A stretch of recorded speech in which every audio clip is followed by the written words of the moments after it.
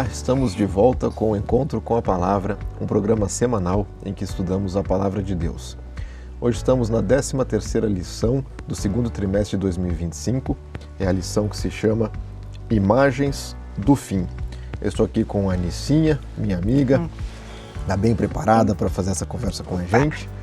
É uma lição muito interessante porque ela traz eventos históricos narrados na Bíblia e promessas, profecias, traça paralelos e a gente vai procurar entender o que essas mensagens querem nos dizer, sem nenhum tipo de teoria da conspiração, ficar tentando entender no detalhe ali o que significa, porque eventualmente alguém foi eleito e alguém assumiu alguma coisa, não é isso, não, é longe disso.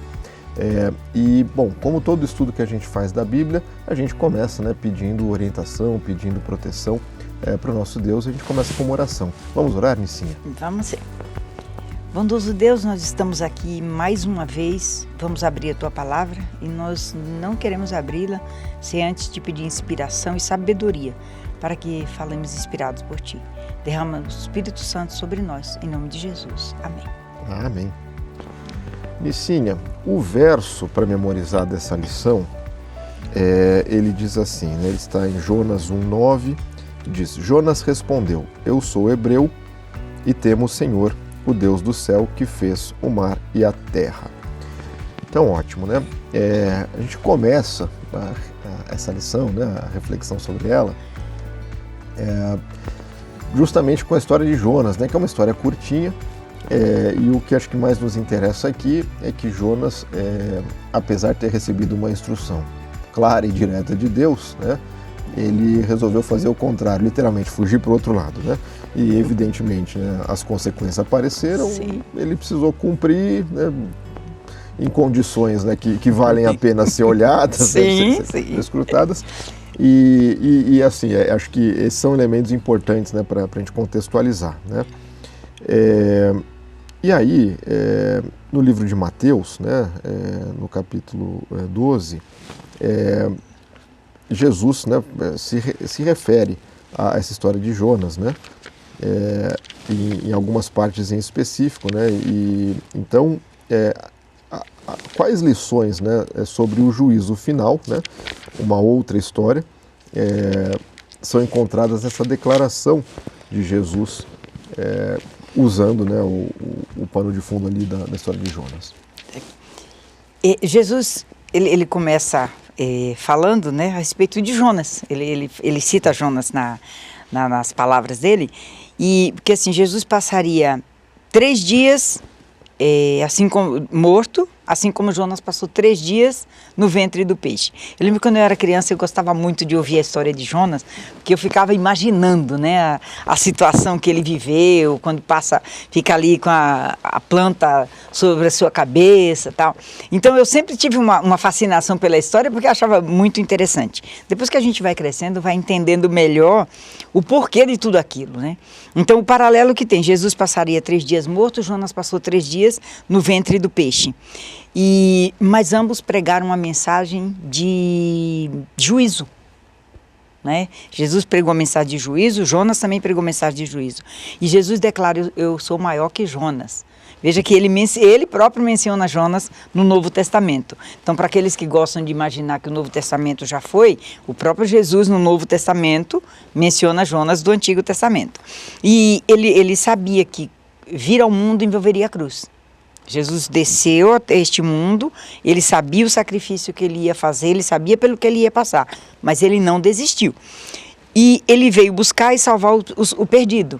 Jonas, a missão que ele recebeu, era a missão de ir levar a mensagem para salvar aquele povo perdido, porque Nínive estava a ponto de ser destruída pelos pecados do povo.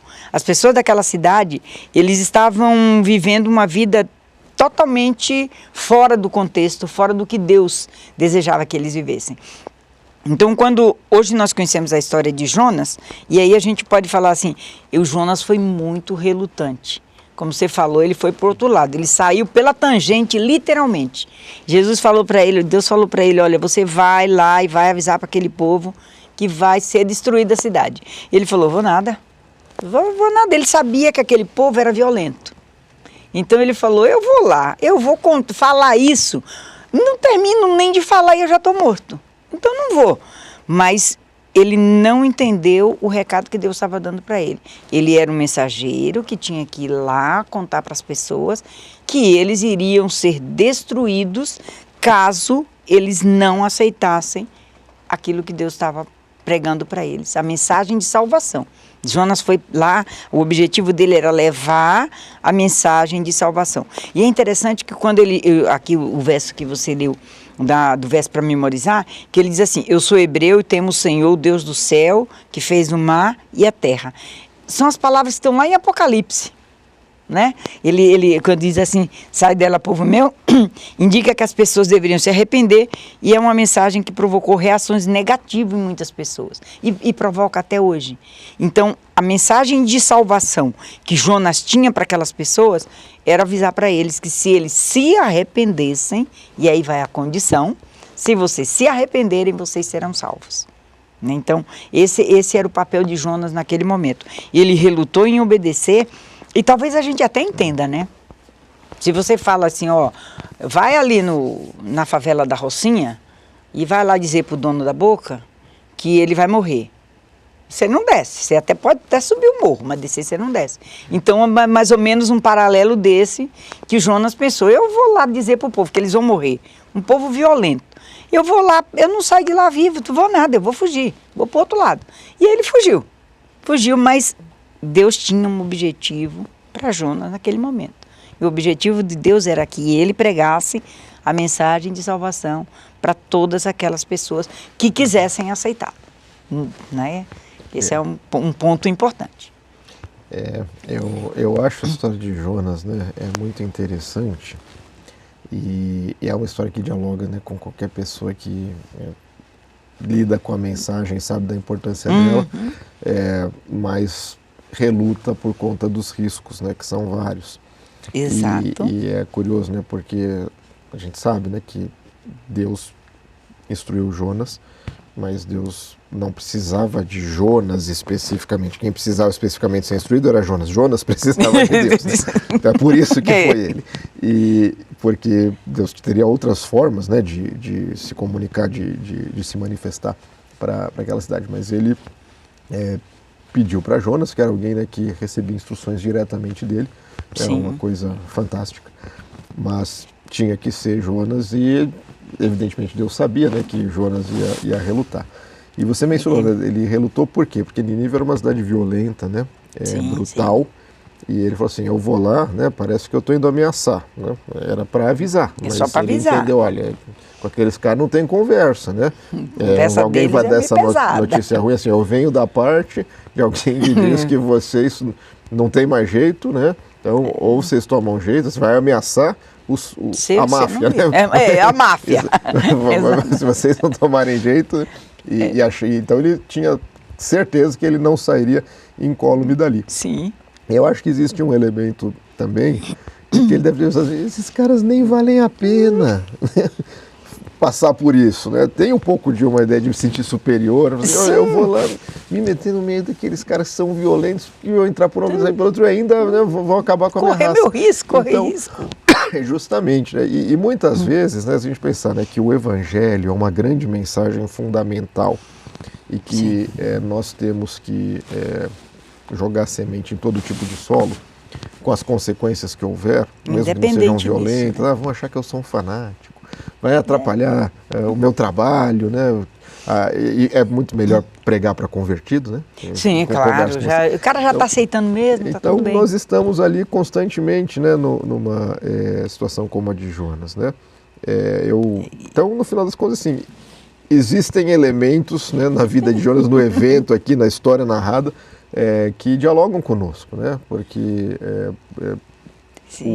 entender, né, a verdade é um passo muito importante. Agora, viver, né, essa verdade e manifestá-la, inclusive por meio da palavra, por meio do aviso, não é uma tarefa trivial. Né? Não. Tem lugares no mundo que, inclusive, é muito arriscado, né? Mas mesmo socialmente existe esse risco. Então, no final das contas, Jonas também passa por uma jornada, né, que é o exemplo, é como muitos outros personagens bíblicos, né, que muitas vezes a gente nem quer se identificar, né? Eu não faria assim, não. Deus mandou, eu vou. E aí, se a gente olhar diariamente, né, como é que são as nossas lutas internas, vai aparecer bastante de Jonas em nós. Né? Então, e tem aí um exemplo, quando a gente diz, né, que Jesus ele é remetido, né, ele é anunciado, ele é exemplificado em muitas histórias bíblicas, mas por ser perfeito, por ser definitivo, ele também tem opostos, né? Então, essa história de Jonas termina de uma forma totalmente diferente do que ele imaginava, porque ele vai lá de má vontade. Depois que ele entende, olha, não tem outra alternativa, eu vou com Deus porque sou eu mesmo e assim, já aconteceu, já fui parar dentro de um peixe, então... Vou relutar mais não. Vou lá, né? Então ele vai lá e faz meio de má vontade, assim, não tem jeito, e ele não só não é morto, né, como a cidade inteira ouve, resolve mudar, até o rei, né, eles se humilham, eles tomam inclusive ações, né, de se vestir com sacos, de que, olha, a gente está se esvaziando aqui, a gente quer, então eles reagem e só vai ser destruída lá na frente quando outro povo provavelmente já esqueceu, né, então ali funcionou. E então Jonas relutantemente vai lá e faz, e o povo acata. E Jesus, como você mencionou, ele vai sem titubear, né? Fica ali 3 dias até retomar sua vida, né? Mesmo sabendo que nem todo mundo vai aceitar, né? Então, que é a ideia, né, de realmente fazer o correto, né? Fazer o que é certo. É interessante quando a gente vê a história de Jonas. Jonas, ele fez um pré-julgamento, né? Ele falou, aquele povo é violento, um bando de à toa, eu vou lá perder meu tempo. Eles não vão aceitar mesmo, ele deu uma de Deus, né? Eles não vão aceitar, então eu não vou perder meu tempo e está resolvido. E às vezes a gente faz a mesma coisa. Às vezes nós somos chamados a fazer determinado trabalho para Deus e a gente reluta. Aí a gente pensa, mas eu vou lá, vou falar para aquele povo é de outras religiões, aquele povo não está interessado em Deus.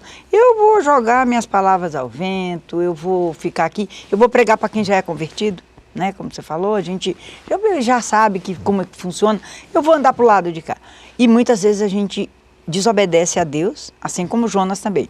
Eu sempre gosto de lembrar que quando a gente lê as histórias da Bíblia, a gente fala, nossa, mas que povinho! Né? Aquele povo de Israel, meu pai Moisés fez de tudo, e aquele povo era ingrato. E nós? Será que a gente não é igual? Deus mandou Jonas ir pregar para aquele povo. A gente está indo fazer aquilo que Deus está mandando a gente fazer? Né? E a gente tem que parar para pensar e não só julgar o que já passou. Mas o que a gente está fazendo hoje também, com relação ao que a Bíblia nos ensina. Quando Deus mandou Jonas ir lá pregar para Nínive, Deus tinha um objetivo, que era salvar aquele povo. Lembrando que o objetivo de Deus sempre é de nos salvar. Quando ele mandou Jonas ir lá, em outras situações que nós ainda vamos mencionar aqui, ele foi com o objetivo de salvar. O objetivo de Deus é que ninguém se perca, mas muita gente quer se perder. E aí eu sempre gosto de lembrar que Deus não invade a sua privacidade. Ele veio mas você não quer, ele não invade. Exatamente. Ele bate e ele espera. Sabe que essa ideia, né, ela me conforta bastante, porque muitas vezes a gente tem a sensação de que nós temos que fazer a obra de Deus, é diferente de fazer a obra por Deus. Por Deus. Né? E não tem como fazer no lugar de Deus, né? Então, muitas vezes, o nosso compromisso não é chegar e falar, opa, agora eu tenho 15 convertidos aqui, espalhar semente, né? Espalhar Deus semente. vai trabalhar de outras formas, semente é só um pedacinho, né? Tem o privilégio, a oportunidade de passar por isso. E acho que um outro elemento importante, você falou, né? Ali a gente olha para o povo no deserto, fala assim, pô, mas... Esse pessoal passou por dentro do mar aberto e depois eu falo, eu tô com fome, não vai dar certo. Assim, eles já esqueceram. Quando essa pergunta é feita, né, eu reflito de vezes, né, que porque Deus arrumou um caminho onde eu imaginava que... Né? Para os olhos deles, grato impossível. naquele momento, e depois você fala, putz, mas acho que agora não vai dar certo. Será que Deus vai me amparar? Mas assim, mas puxa vida, né? Para Deus deve ser uma coisa comum. Mas de novo. De novo, você já viu que eu sou capaz. E é isso. E né? tá teimando. Você quer fazer do seu jeito. Eu já te mostrei que por aqui é melhor. E a gente insiste, muitas vezes, em querer andar do nosso jeito. Essa ideia ela também é aplicável, né, à segunda história, né, que a gente vai refletir aqui, que é a história envolvendo Belsazar, né, que está em... Sim. O banquete de Belsazar, ele está em Daniel 5, né? Daniel 5, então, vou contar brevemente, né? Então, Belsazar sucedeu, né, é um sucessor de Nabucodonosor, e Belsazar tem lá um povo cativo, né, trazido de Israel, né, que quando ele assumiu, né, já estava lá, e muitos itens, né, inclusive prataria, que foi trazido do templo de Deus, né, então foi roubado, saqueado o templo de Deus, foi trazido, e ele dá um banquete, né, se esquece ali da vida, se sente muito poderoso. Né, porque a Babilônia de fato era a grande nação ali, dominante, né, em critérios políticos, econômicos, em critérios humanos, vamos dizer assim. Então ele dá o banquete, manda trazer as coisas que foram roubadas do templo do Senhor, que já é um escárnio, né? E usa aquilo no seu banquete e presta, né, homenagens a entidades como se fossem concorrentes, né, de Deus. Sim, é um escárnio enorme. Né? Exatamente. E aí, enquanto isso, né, já está acontecendo, ele não sabe, uma invasão.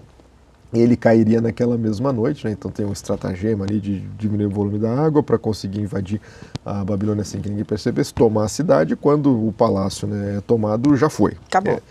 Só que enquanto isso vai se iniciar, um pedaço de mão escreve, né, na parede, ali no banquete, na frente ali do Belsazar, algo ininteligível, né, que ele não consegue ler. E aí ele apela, né, a uma série de magos, né, que vão ser incapazes de lidar com aquilo. E aí sua mãe lembra, olha, teve um sujeito que conquistou o respeito do seu pai por conta da sua conexão com um Deus poderoso, que inclusive levou à conversão do seu pai, que precisou passar pelo pior, inclusive, para reconhecer entender. Isso. Né? Então é exatamente isso que a gente está falando. Já tem, né, tem antecedentes. Uma história prévia aqui. Então chama esse homem, e aí Belsazar chama Daniel, e Daniel faz a leitura, né, e fala assim, olha, você vai cair, é hoje, né? Mas ele antes repreende, né, com toda o seu respeito. Você vê que o diálogo é respeitoso, mas assim, olha, o seu pai, né, precisou comer grama, literalmente. Para depois você entender quem era Deus, né? E veja, você vem e provoca, né, o mesmo Deus, né? E aí o Belsazar, inclusive, reconhece que ele conseguiu ler aquilo, né, e cobre lá o Daniel de honrarias, inclusive dá um cargo para ele, mas é tarde, né? Ele já tinha perdido. Aquele é o dia, né? Então, essa história, ela também remete à ideia de que, olha, não é por falta de conhecimento, né? Sim. A gente já tem situações antecedentes aqui, e mesmo assim a derrocada acontece, né? Então, qual que é o aprendizado e como é que isso dialoga novamente com as ideias do juízo final? Você vê, o Belsazar, ele poderia ter aprendido, né, com a lição que ele já tinha tido na família, mas ele ousou desafiar a Deus. Né? Ele falou, vou fazer do meu jeito e é assim que vai ser. Ele escolheu viver achando que ele era poderoso, assim como o pai dele já havia feito, né? Quando ele faz a estátua de ouro inteira, quando o reinado dele era só a cabeça de ouro, ele falou, não, mas eu sou mais poderoso, eu vou fazer tudo e eu vou fazer a imagem de ouro inteira. Ele viu a lição, mas ele não aprendeu. E aí, aplicando para nós hoje, nós muitas vezes vemos a lição, mas não aprendemos também. E continuamos fazendo errado. E ele sabia que ele estava desafiando a Deus. Mas ele mesmo assim, ele enfrentou. E ele desobedeceu à vontade de Deus. Aquele material que ele pegou, aquelas pratarias que ele estava usando ali no banquete, ele sabia que não era para ser usado. Ele tinha consciência, mas ele achou que ele poderia fazer daquela forma e que Deus aceitaria. Aí, de novo, a gente volta na nossa vontade para que Deus aceite a nossa vontade. Às vezes a gente fala, o Senhor faz a tua vontade, desde que a sua vontade seja a minha. Foi o que ele fez ali. Ele desafiou a Deus, ele tomou a decisão, afrontou a Deus e aí ele pagou a consequência. Como tudo que acontece, você tem consequências. Então, aquela profecia de Daniel estava se cumprindo ali. Né? As profecias de Daniel, elas vêm se cumprindo desde aquela época e vai até o final dos tempos, que é onde nós já estamos vivendo hoje. Mas naquele momento, aquilo que Daniel falou estava se cumprindo. Ele acabou sendo derrotado porque desafiou obedecer a Deus. Ele resolveu viver da maneira como ele queria e não como que Deus queria, apesar dele ter a experiência da família que ele já tinha tido. Então, é uma situação que a gente precisa muito refletir. A gente tem que estudar a palavra de Deus, a gente tem que entender, procurar entender e seguir, porque senão a gente cai no mesmo erro que ele caiu e as consequências virão. Tudo que a gente faz tem consequências.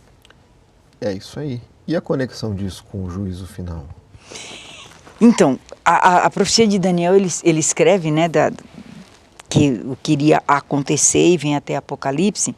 E aí tem o verso de Apocalipse 16:15, que eu gostaria de ler aqui. Apocalipse 16, verso 15, que diz o seguinte, ó.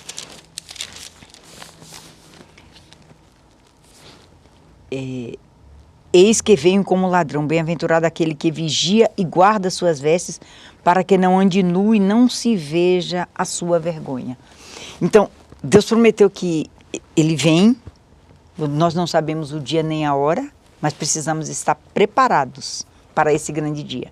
E quando nós estudamos a palavra, quando nós conhecemos, nós não seremos pegos de surpresas. Os eventos finais que nós estamos vendo agora, para muitos é desesperador, para nós é algo esperado, porque a gente já leu e a gente já entendeu o que está acontecendo. Então, essa ligação que tinha de Daniel com o tempo do fim, era exatamente aquela profecia que ele estava escrevendo quando Deus mandou, sela o livro até os últimos dias. Então, esse livro está sendo aberto agora, a gente está vendo o que está acontecendo, que é exatamente a profecia que foi predita por Daniel lá atrás. E nós estamos vendo o resultado agora. Então, é o cumprimento da profecia. Então, não dá para dizer que não tinha informação, não. Né, não fomos avisados, porque está documentado, amplamente interpretado, né, inclusive por diversas denominações. Diversas, sim. E uma questão é que a gente sabe que Deus sempre, né, vai entregar uma série de oportunidades, não é uma oportunidade, né? Uma superfície de contato que a gente transita para ter as informações, assim como foi o caso de Belsazar, e é cíclico isso, né? O próprio povo israelita tinha ido parar naquela situação por conta, né, de afastamento, de desobediência, fala, não, eu vou fazer do meu jeito, né, tem uns outros povos aí que fazem umas coisas legais, eu acho que eu vou fazer também, né, não é bem assim, Deus tolera, ou Deus não está tão certo assim, então assim, não é por falta de informação, né. De jeito nenhum. Você vê que o povo de Israel, eles acabaram deixando de ser livres para serem escravos por escolherem desobedecer. Por opção própria. Porque estava escrito, eles sabiam o que eles deveriam fazer, tinha o ensinamento, mas eles escolheram mudar de vida. Eles escolheram viver a sua própria vontade. E isso lhe trouxe consequências. Acabaram virando escravos, ficaram todos aqueles anos sofrendo na mão do faraó, para poder dali, depois de muito tempo, eles serem resgatados novamente por Deus para poder sair da escravidão. E essa escravidão que eles viviam, se nós compararmos com o que nós vivemos hoje, nós hoje vivemos escravos do pecado. Então nós precisamos confiar na libertação de Cristo na nossa vida, para que nós deixemos o pecado e possamos viver livre. Como você falou anteriormente, o livre-arbítrio foi dado. E é você quem escolhe, se quer ou não viver de acordo com a vontade de Deus. É isso aí, é uma ilusão acreditar que ficar, né, sujeitos aos impulsos da nossa carne é liberdade. Exatamente. Isso é a definição da escravidão, né? É ser incapaz, né, de lidar com isso, porque não tem, né, proteção, a conexão com Deus que nos permite pelo menos a reflexão, né, e pensar, olha, o que Deus esperaria de mim nessa situação, né? Exato. Seguir ao impulso. Exato. Como um viciado de alguma forma, né? Tá viciado ali naquela dopamina, ou é honrá-lo, né? Fazer o correto. E a diferença de realização entre se entregar a qualquer impulso e fazer o correto é absurdamente, né, abissal. Né? Sem comparação. Exatamente. E então, quando, né, Deus nos diz sair da Babilônia, né? Literalmente sair da Babilônia, tem, né, remete muito a essa ideia, e as pessoas não gostam, né? Não. Falam, opa, mas como assim, né? Sai da Babilônia, e acho que é um ponto muito importante, né, dessa lição do aprendizado aqui, é que não é porque as pessoas, no fundo elas sabem, né, que assim, estão recebendo, né, as informações, os insumos, as instruções, né, estão inclusive sendo, pela misericórdia de Deus, sendo informadas para que possam ser poupadas, né? Então, não gostar pode ser uma reação natural, é compreensível. Agora, o que fazer com esse sentimento e com tudo isso que está em volta, eu acho que é o grande ponto, né?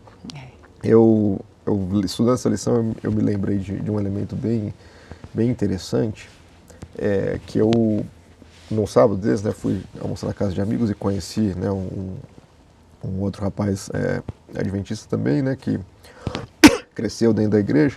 Ele me falou algo bem interessante, porque eu cresci fora da igreja, né? Eu me batizei aos 27 anos, comecei a igreja, eu tinha 23, e para mim foi um processo, né, de convivência, de conhecimento, de entender a palavra, e naturalmente ali aquilo fez sentido, né? Foi um processo de conversão bem cadenciado.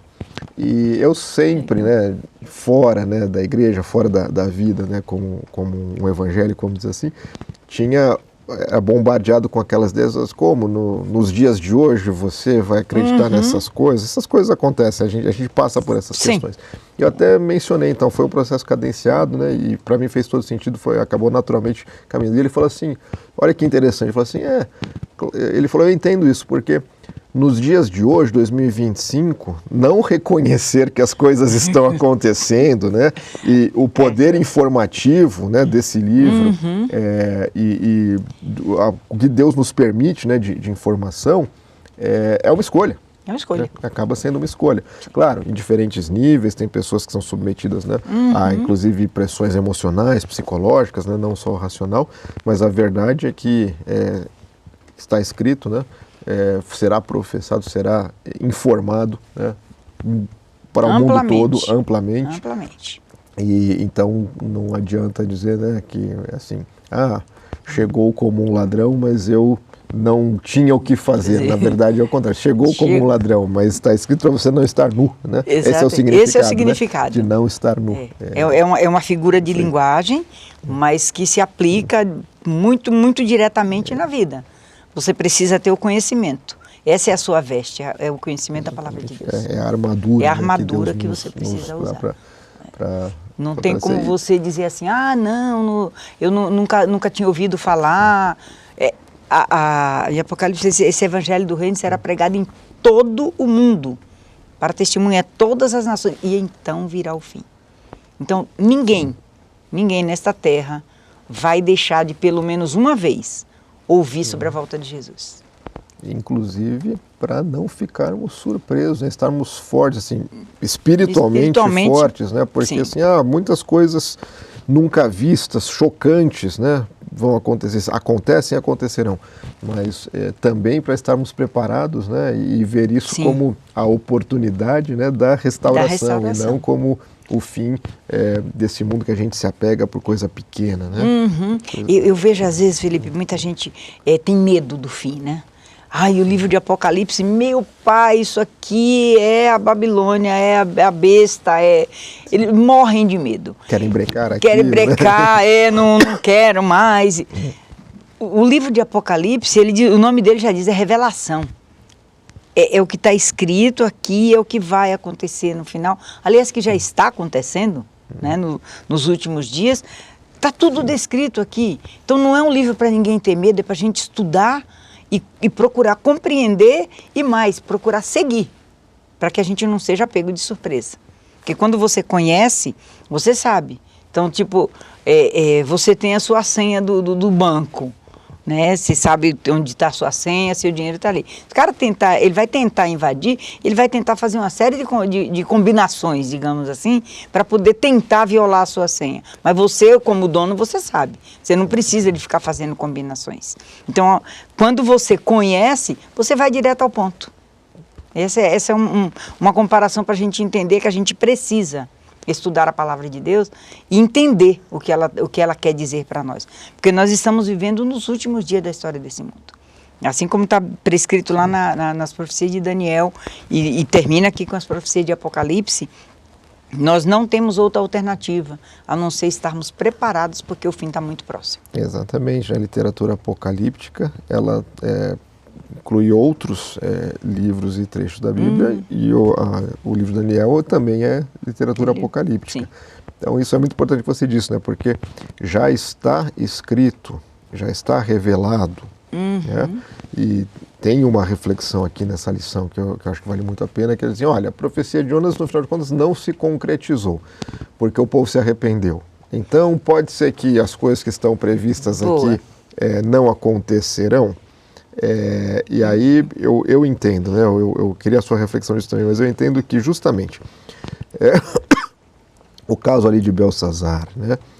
Os arquétipos, eles estão mostrando, olha, não vão ficar surpresos ou achar que não acontece, porque acontece, vocês já viram como, em que condições e por quê. Né? Então não há como acreditar que se o povo se resolver, né, com soluções próprias, humanas, e vamos ser solidários, né, que a gente vai ficar sujeito ao engano, se o povo então ficar numa boa, dá para nada disso aqui acontecer? Não, ele está dizendo, olha, isso está sendo escrito, registrado em mais de um trecho, né, e de formas alegóricas, literais, para você saber. Exato, só para isso. E ali a situação era diferente, por quê? Porque a própria profecia era condicional. Se não, então, então se não acatar, né, se não entender, se não mudar, né, e aqui, claro, tem um elemento disso assim, aqueles que não morrerem para si mesmos, para reviver em Deus, né, vão ter consequências, e quem fizer isso terá outras consequências, né? Sim. Mas esses eventos aqui descritos, eles são inevitáveis. São inevitáveis. É interessante isso que você está falando, Felipe, porque assim, algumas profecias na Bíblia já foram cumpridas e elas foram escritas, como você falou, condicionais. Né? No caso de Jonas, vai lá e fala para o povo de Nínive que se eles não se arrependerem, eles vão morrer. Assim como foi com Sodoma e Gomorra. Se não se arrepender, vai ser destruído.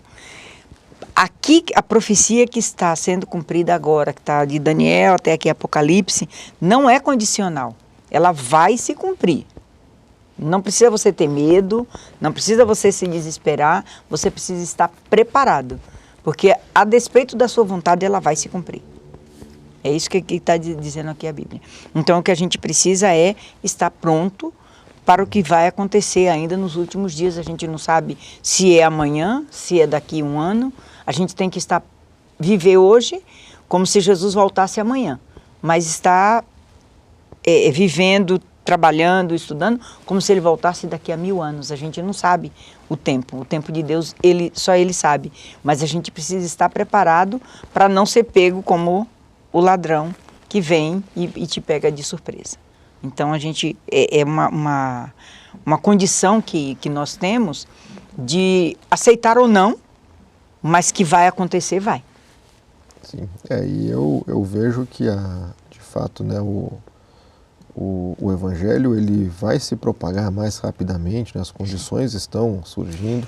Cada vez mais rápido. E nós teremos, né, a oportunidade de ouvi-lo, de vivê-lo e de ter uma consciência, né, uma compreensão do que as coisas, quando as coisas estiverem acontecendo, como e por que estão acontecendo. Sim. Mais uma vez, sem ficar pensando em teoria conspiratória, decifrar Exato, códigos, porque Deus nem nos comissionou para isso, né? É a profecia se cumprindo. O que nós temos que saber já está aqui e já há ampla interpretação. Muito bem, nisso eu queria fazer uma última perguntinha que eu acho que inclusive dá para levar a uma conclusão, né? Que é uma pergunta que está no estudo adicional, diz assim: frequentemente não é a mente ou o intelecto que afasta as pessoas da fé, mas o coração. Esse fato impacta, né, a nossa maneira de testemunhar aos outros e também como as pessoas recebem esse testemunho? É uma pergunta bem interessante. Nesse estudo adicional a gente fala a comparação que tem entre o rei Ciro e Jesus, o Messias, né? Ciro era um rei pagão, mas ele foi usado por Deus para libertar o seu povo. Jesus, sem pecado, veio para libertar o seu povo. Então, a semelhança e a diferença que há nesses duas pessoas. Ciro era um rei poderoso, ele libertou o povo de Deus e destruiu os inimigos dele. Jesus, ele veio para nos salvar, ele foi a representação perfeita de Deus para nos tirar desse mundo de pecado. Então, muitas vezes nós acabamos confundindo, às vezes, quando passamos por momentos difíceis e atribuímos tudo ao inimigo, né? Não, inimigo. Mas Deus usa até pessoas inimigas para libertar o seu povo. Então, o poder de Deus na nossa vida, na vida daqueles que o seguem, é assim, para nós, incompreensível. Porque imagina você como que um rei pagão, ele poderia ali ir e libertar o povo de Deus. Né? Mas Deus usa os meios inimagináveis para nós, porque a nossa mente é finita, como eu já falei, a nossa mente é finita, nós não temos capacidade de alcançar 100% do que Deus, nem que 100%, nem um pouquinho daquilo que Deus tem para nos oferecer. Então nós precisamos estar preparados para enfrentar as intempéries da vida, as dificuldades que nós vamos passar, e precisamos estar confiantes em Deus daquilo que Ele pode fazer por nós. Né? Quando muitas vezes Ele fala, sai dela, povo meu, lá no meio do povo que aparentemente está perdido, tem pessoas que vão se salvar e vão ajudar na salvação de outros. Assim como aconteceu com o rei Ciro. Então a gente precisa atuar neste mundo como instrumento nas mãos de Deus, para que as pessoas vejam Cristo em nós e eles saibam que tem salvação para todo aquele que aceitar o sacrifício dele na cruz. Exatamente, né? Porque o aceitar é um ato de vontade. De né? vontade, é o livre-arbítrio. É uma decisão. E é muito interessante, né? Porque quando se diz que não necessariamente pelo intelecto, que todas as condições informacionais vão ser dadas, né? E o coração é de fato aquilo que a gente quer, né? Então pode ser que tenha pessoas que mesmo com toda a informação neguem porque assim não o desejam, né? E Deus é tão justo que Ele, embora vá respeitar isso, Ele diz assim, tá bom, mas eu vou te dar todas as condições de tomar uma decisão com informação plena, né? Você não vai apesar do engano, apesar do enorme esforço do engano, né, que tem no grande conflito da batalha cósmica, você vai ter informação plena e a sua escolha é a sua escolha. E é muito interessante isso, né, porque é mais uma vez um antitipo, né, um imperador pagão, que sentido teria? Fala, olha, você que veio do Israel, pode voltar lá, constrói o seu templo, né, para o seu senhor, né? Então, carta branca. Aqui. E ele mesmo não tinha parte ali, não entendia para aquele senhor. E aí o Israel pôde voltar, né? No antitipo é o próprio Deus, né? Então não é alguém usado, o próprio Deus que vem e que faz, né? A solução definitiva, liberta a todos, né?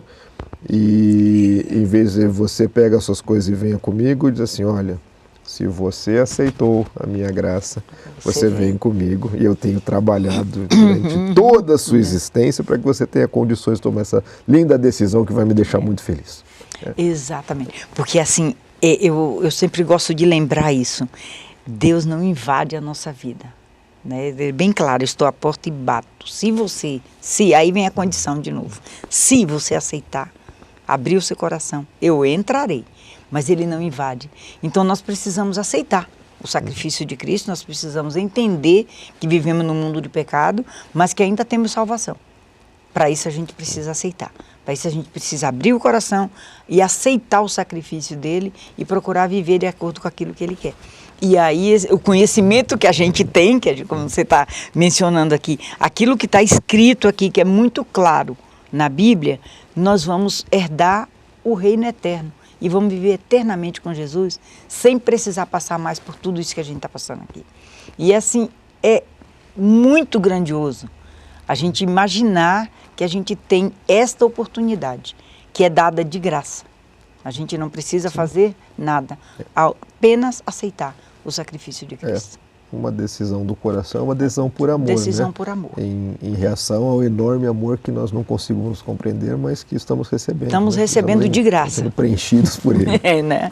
Então é uma ação muito, muito grandiosa da nossa parte, quando a gente para entender que mesmo não sendo merecedores, mesmo nós não tendo nada, Cristo veio, morreu por nós e ainda vai voltar para nos tirar deste mundo que foi corrompido pelo pecado.